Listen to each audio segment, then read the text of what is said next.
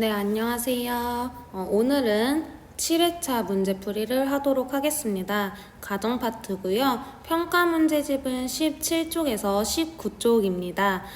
저번 시간과 같이 일단 기본 개념 설명을 좀 한 뒤에 문제를 풀어보도록 하겠습니다. 7회차는 청소년의 역량과 관련된 파트인데요. 건강하다라는 뜻은 정신적 건강, 신체적 건강, 사회적 건강을 모두 통틀어서 이 세 가지를 모두 만족해야지 건강하다라고 말할 수가 있게 되죠. 이러한 세 가지 건강에는요, 다양한 요소들이 있습니다.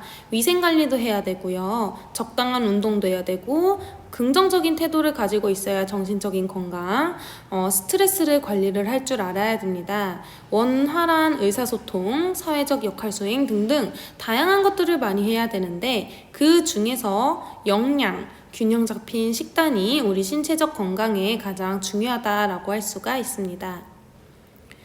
균형 잡힌 식단이라는 것은 우리 몸에 필요한 모든 영양소가 골고루 충분히 들어있는 식단을 말합니다. 이런 좋은 영양 상태를 유지해야 건강하다라고 말할 수 있겠죠. 영양이라는 것은요, 음식으로 섭취한 영양소가 소화되고 흡수되고 배설되기까지의 우리 몸에서 일어나는 모든 과정을 영양이라고 합니다. 이런 청소년의 영양 관리에서요, 영양소를 많이 섭취하면 오히려 많이 섭취해버리면 비만, 심장병, 암, 뇌졸중 등 만성질환이 나타날 수 있죠. 네, 그리고 영양이 별로 부족하면 영양 부진과 각종 질병에 걸릴 위험이 있습니다. 그래서 적절한 영양 관리를 해줘야지 건강하고 성장이 쑥쑥 될 수 있다는 장점이 있습니다. 네, 이런 영양소에는요, 이런 6대 영양소라는 것을 알 수 있어요. 탄수화물, 단백질, 지방, 물, 무기질, 비타민, 이 6가지에 대해서 배워볼 건데요. 이런 영양소는요, 우리 몸의 성장과 건강 유지에 꼭 필요한 식품의 중요한 성분이라고 할 수 있습니다. 이런 탄수화물, 단백질, 지방, 줄여서 탄단지라고도 말을 하는데요. 이 탄수화물, 단백질, 지방은요, 에너지를 공급합니다. 우리 몸에 힘을 쓸 수 있도록 해주는 영양소가 이러한 탄수화물, 단백질, 지방입니다. 탄수화물, 단백질, 지방, 무기질, 물 이렇게 5가지 영양소는요, 신체 조직을 구성하게 됩니다. 네, 신체 조직을 구성하는 데는 이런 5가지 영양소가 있게 되고요. 비타민, 무기질, 단백질, 물 이런 것들은 생리 기능을 조절하게 된다라는 걸 알아두시면 되겠습니다. 자, 문제를 함께 풀어보도록 하겠습니다. 아래 제시문이 설명하는 말은 무엇일까요? 몸에 질병이 없고 마음이 즐겁고 건전하며 사회적으로 잘 적응하여 다른 사람들과 원만하게 생활하는 상태를 무엇이라고 할까요? 네, 정답은 건강이죠. 네, 건강에는요, 몸, 신체적인 건강, 정신적인 건강, 사회적인 건강이 있습니다. 네, 이런 3가지를 모두 충족해야 건강하다라고 할 수가 있겠죠. 네, 2번 보겠습니다. 청소년기 건강을 위한 요소로 적절하지 않은 것은 충분한 수면, 스트레스 관리, 정크푸드 선호, 원만한 인간관계, 위생적 생활하기. 네, 답은 아닌 것은 정크푸드 선호죠. 네, 정크푸드라는 것은요, 높은 열량을 갖고 있지만 영양가가 없는 인스턴트 음식이나 패스트푸드를 말합니다. 예를 들어 탄산음료, 감자튀김, 햄버거, 피자, 스파게티 이런 것들은 건강을 해치는 요소라고 할 수가 있습니다. 3번 보겠습니다. 다음 중 균형 잡힌 식사를 실천하지 않는 학생은 누구일까요? 1번 탄산음료 대신 물을 마신다. 2번 아침을 거르는 대신 점심을 많이 먹는다. 3번 친구들과 함께 급식을 먹으며 친밀감을 쌓고 있습니다. 4번 피자나 햄버거는 잘 먹지 않고 주로 밥을 먹어요. 5번 오늘 영양소가 골고루 들어간 비빔밥을 먹으려고 해. 네, 답은 2번이겠죠. 요즘 학생들 중에 아침을 거르고 점심을 오히려 많이 먹는 친구들이 나오는데요. 이런 아침을 거르는 것은요, 오히려 점심에 폭식을 할 수 있고 균형 잡힌 식사를 실천하지 못하게 되는 요소입니다. 네, 그래서 이제는 그 6대 영양소에 대해서 알아볼 건데요. 첫 번째로 탄수화물, 단백질, 지방에 대해서 배워볼 거예요. 네, 다양한 기능들을 하고 있는 6대 영양소라고 했는데요. 탄수화물, 사실 사람들이 가장 좋아하는 게 탄수화물이죠. 이런 탄수화물에 대해서 알아보겠습니다. 탄수화물은요, 1g당 4칼로리의 에너지를 발생을 하는데요. 칼로리라는 것은요, 물 1리터, 14.5도의 물이 1리터를요, 1도, 15.5도까지 올리는 데 필요한 에너지의 양이라고 생각을 해주시면 돼요. 그래서 이런 탄수화물 1g당 4칼로리의 에너지를 발생하게 됩니다. 이런 탄수화물은요, 우리 몸에서 포도당으로 분해되고 흡수되고요. 과잉으로 많이 먹을 시에는 지방으로 축적됩니다. 그래서 빵 같은 거 많이 먹지 말라고 하잖아요. 왜냐면 지방으로 축적되기 때문이죠. 근데요, 이런 탄수화물은 뇌가 있잖아요. 뇌는 포도당만으로 에너지원을 사용하는데요. 탄수화물이 포도당으로 분해되고 흡수되기 때문에 뇌가 활성화가 되려면 탄수화물을 먹어야 된다라는 걸 알아두시면 됩니다. 이런 탄수화물에는요, 녹말식품과 당식품이 있습니다. 네, 녹말식품엔 무엇이 있는지 한번 보도록 하겠습니다. 네, 녹말식품에는요, 곡류, 감자류, 빵, 떡, 국수 이런 것들이 있고요. 당식품에는요, 설탕, 꿀, 초콜릿 이런 것들이 있습니다. 네, 저희 빵 많이 먹으면 살쪄 막 이런 얘기 하죠. 고구마 많이 먹으면 안 돼. 초콜릿 많이 먹지 마. 사탕 많이 먹지 마. 이런 것들이 구분을 지을 수 있는데요. 녹말식품과 당식품입니다. 자, 그렇다면 좋은 탄수화물은 무엇일까요? 바로 식이섬유소라고 하는 건데요. 식이섬유소라고 하는 것에는요, 채소류, 과일류, 잡곡류, 해조류 등이 있습니다. 이런 식이섬유소는요, 탄수화물이긴 한데요, 체내에서 소화되고 흡수되지가 않아요. 대신 장의 운동을 도와서 변비를 예방합니다. 어떻게 하냐면요, 대장에서 이 변을 팽창시키는 역할을 합니다. 팽창이 돼서 이제 장의 운동을 돕는 거죠. 그래서 아까 말했다시피 과일류, 채소류, 잡곡류, 해조류 등에 많이 들어있는 것이 식이섬유소입니다. 다음으로 지방을 알아볼게요. 지방은요, 농축된 에너지라서요, 탄수화물은 1g당 4칼로리 에너지를 발생했지만 이 친구는 9칼로리 에너지를 발생해요. 자, 이런 지방의 장점도 있는데요. 내장기관을 보호해주고요, 체온을 유지시켜주고 지용성 비타민의 흡수와 운반을 도와줍니다. 이런 지방은 우리 몸 안에서 지방산이라는 것과 글리세롤이라는 것으로 분해돼서 흡수가 됩니다. 자, 이렇게 지방산은 포화와 불포화로 이루어지는데요. 포화지방산과 불포화지방산이 무엇이 있는지 볼게요. 자, 포화지방산은 실온에 뒀을 때 고체 상태인 것을 포화지방산이라고 합니다. 불포화지방산은 단일과 다중이 있는데 다중을 필수지방산이라고 합니다. 이 필수지방산은 말에도 있다시피 체내에서 알아서 합성되지 않아서 무조건 반드시 식품으로 섭취해야 하는 지방산입니다. 자, 포화지방산과 불포화지방산을 조금 보도록 할게요. 네, 포화지방산은 우리가 조금 많이 섭취를 하게 되는 지방들이죠. 불포화지방산에는 등푸른 생선, 올리브유, 콩기름, 참기름 이런 것들이 있게 됩니다. 네, 다음으로 마지막으로 단백질에 대해서 알아볼게요.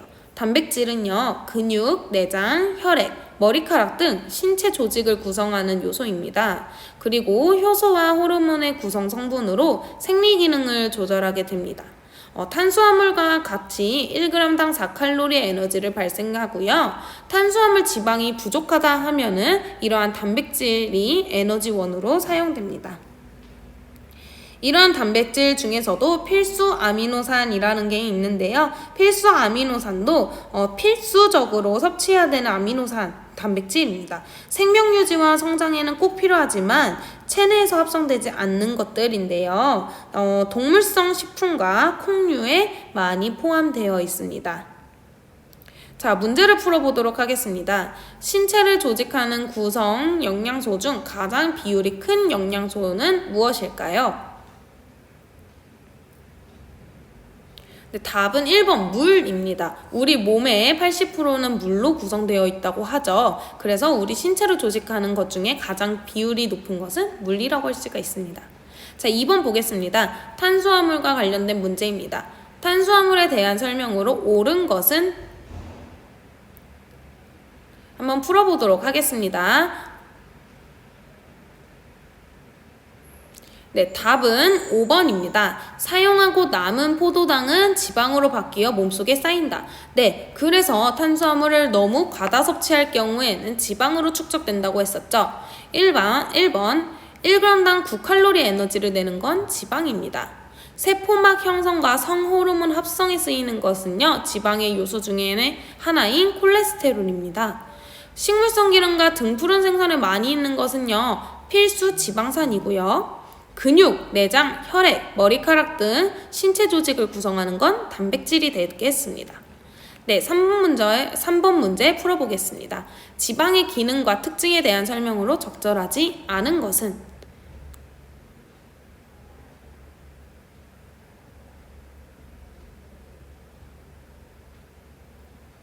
네, 답은 3번입니다.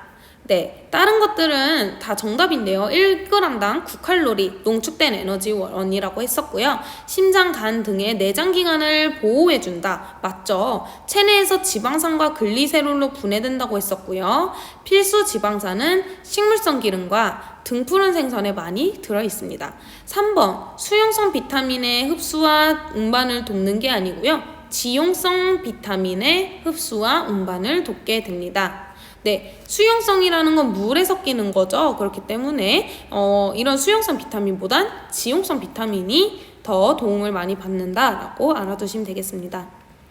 네, 마지막으로요. 탄수화물, 단백질, 지방에 대해서 배워봤다면 무기질, 비타민, 물에 대해서 배워볼 거예요. 네, 무기질 중에서는요, 2가지 종류가 있는데요.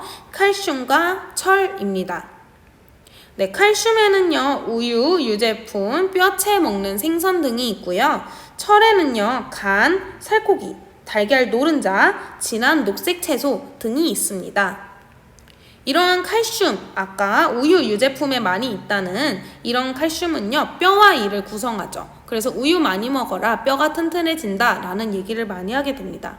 이런 칼슘은요, 골격이 커지는 청소년기에 매우 중요하게 되죠. 성인의 경우에도요, 칼슘이 부족하면 골다공증이 생길 수가 있기 때문에 골다공증 예방을 위해서 충분히 섭취를 해주어야 합니다. 네, 철은요, 혈액 내 적혈구를 구성하는 헤모글로빈의 성분이 되겠습니다. 신체 각 조직에 산소를 운반하는 역할을 하게 됩니다. 이런 것들이 부족하게 될 때, 철이 부족하면요, 빈혈이 올 수가 있습니다. 네, 다음으로 비타민에 대해서 알아볼 거예요. 비타민은요, 우리 몸에 아주 소량만 필요하지만요, 체내에서 합성되지가 않아서 반드시 식품을 통해서 섭취를 해줘야 합니다. 이런 비타민이 부족하면 우리 몸의 신진대사가 원활하지 않고 결핍증이 나타날 수가 있기 때문에 꼭 섭취를 해줘야 합니다. 네, 비타민도 지용성, 수용성으로 나눌 수 있는데요. 기름에 녹는지 물에 녹는지에 따라서 지용성과 수용성으로 나눌 수가 있습니다. 지용성은요, 기름에 녹는 걸로 필요 이상 섭취하면 몸속에 저장되고요. 수용성은 물에 녹는 걸로 필요 이상 섭취하면 소변으로 배출되게 됩니다. 자, 여기서 지용성에서 비타민 A, D, 수용성에서 B1, B2, C 이렇게 5가지에 대해서 배워보겠습니다. 네, 제가 그림을 그렸는데요. 이 그림을 기억해 주시면요, 이 비타민이 부족할 때 어디가 아프게 되는지를 잘 기억할 수가 있어요. 알파벳으로 그림을 그려놨죠. 눈에는 A, 입에는 C, K, B, D, E 이런 것들이 몸속에 있다라는 거 알아두시면 되겠습니다. 자, 비타민 A 먼저 볼 거예요. 비타민 A는 눈을 가리키고 있었죠. 눈과 관련된 기능인데요. 시력을 보호하고 피부 건강을 도움을 주고 성장을 촉진시키는 역할을 하고 있습니다. 이런 비타민 A가 부족하면요, 야맹증, 시력 저하, 성장 부진 이런 것들이 나타날 수가 있어요.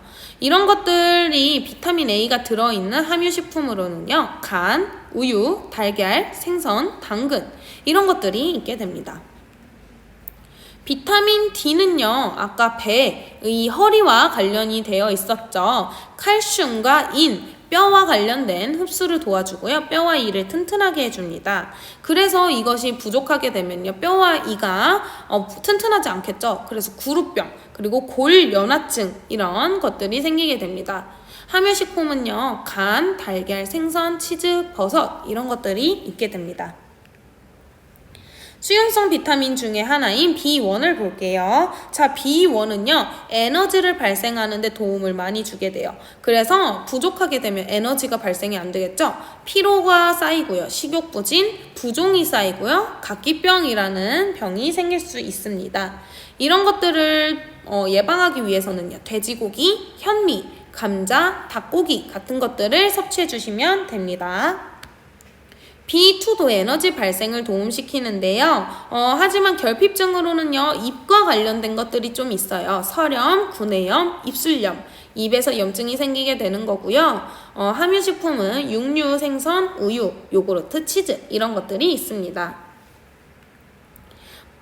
비타민C가 마지막인데요. 비타민C 많이 드시고 계시죠? 비타민C는요, 상처를 치유해주는 능력, 항산화 작용, 철의 흡수를 도와주는 역할을 하고 있습니다. 자, 그래서 이러한 비타민C가 부족해지면요, 괴혈병 또는 상처 치유 지연, 그래서 피가 멈추지 않는다거나 이런 것들이 생기게 됩니다. 함유식품은요, 귤, 레몬, 딸기, 피망, 브로콜리 같은 것들을 섭취해 주시면 되겠습니다. 네, 마지막으로 물은요, 우리 몸무게의 약 66%를 차지하고 섭취한 음식의 소화를 도와주며 혈액의 주성분으로 영양소를 운반하는 역할을 하게 됩니다. 그래서 우리 물이 체내 수분의 20%를 이상을 잃어버리면 생명이 굉장히 위험해진다라는 말이 있죠. 네, 이런 물은요, 소변의 주성분으로 노폐물을 배설하기도 하고요. 더울 때는 땀을 배출하면서 체온을 유지시켜주고 조절해주기도 합니다. 네, 마지막 문제 풀어보도록 할게요. 괴혈병, 상처, 치유, 지연 등의 결핍증을 유발하는 영양소는 네, 이것이 부족하면 피가 잘 멈추지 않는다고 했어요. 정답은 비타민 C입니다. 네, 비타민 A가 부족하면 야맹증, 눈과 관련된 것, 비타민 B가 부족하면은 뼈와 관련된 각기병, B2는 입과 관련된 설염, 구승, 구각염, D는 이 허리와 관련된 구루병 또는 골연화증이 생긴다고 했습니다. 2번 볼게요. 아래와 같은 특성을 가진 영양소의 함유식품으로 가장 적절한 것은 결핍되면 기운이 없고 빈혈이 생긴다. 혈액 속에 있는 헤모글로빈에 만드는 성분이다. 네, 이거는 먼저 철과 관련된 문제겠죠? 철, 영양소, 함유된 식품은 무엇이 있을까요? 정답은 5번, 달걀 노른자에는 철이 들어있습니다. 철이 많이 들어있기 때문에 노른자를 섭취해 주시면 되겠습니다. 네, 마지막 문제 볼게요. 보기의 식품들이 공통적으로 함유하고 있는 주된 영양소의 기능으로 적절하지 않은 것은 육류, 생선류, 달걀, 콩, 두부에는 무엇이 들어있는 걸까요? 네, 영양소 중에 단백질이죠. 네, 단백질과 관련되지 않은 번호를 선택해 주세요. 네, 아까 나왔다시피 정답은 3번입니다. 혈액 내 헤모글로빈 성분으로 산소를 운반하는 건 철과 관련된 문제입니다. 1번, 2번, 4번, 5번은 단백질과 관련된 문항이 맞습니다. 네, 오늘 수업은 여기까지 할 텐데요. 7차 시에 조금 알아둬야 할 게 굉장히 많죠. 외워야 할 것도 많고 머리에 익숙하지도 않은 것들이 많을 거예요. 하지만 우리가 이런 것이 부족해서 이런 염증이 생겼다, 어디가 아프다라는 것을 알아둬야 어떤 음식을 섭취해야 되는지 알게 되겠죠. 네, 그래서 7차 시를 조금 열심히 학습해 주시길 바랍니다. 네, 오늘 하루도 너무 수고 많으셨습니다.